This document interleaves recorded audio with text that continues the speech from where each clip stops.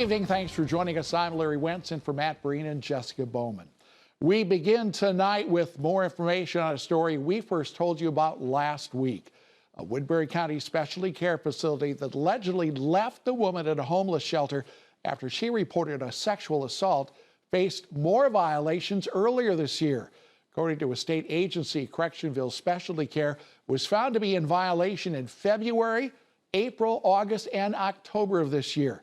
That's in addition to the sexual assault allegations in November. Now, KTIV's Matt Hoffman's been digging deeper into the facility. He joins us live now. And Matt, what about this incident in October that just happened before the alleged sexual assault? Yeah, Larry, according to the Department of Inspections, Appeals, and Licensing, that's DIAL, their citation, the facility didn't notice a resident wheel himself into the parking lot of the facility, which borders Highway 20.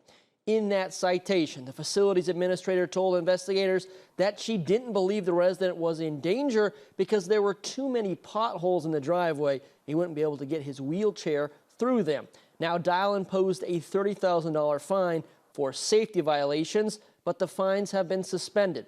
According to Dial, the facility hadn't properly maintained its door alarm system.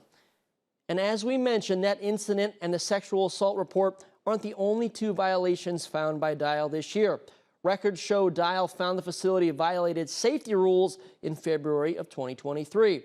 In that citation, Dial investigators wrote that employees failed to provide adequate supervision to prevent a fall. And in May, Dial investigators found the facility violated rules by not reporting allegations of abuse to the state within 24 hours.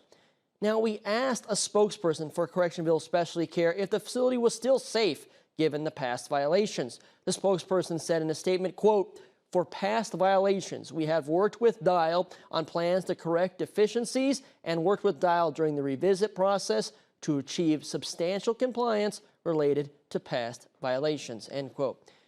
And if you need a refresher on the more recent sexual assault incident, you can visit our website at ktiv.com. Larry?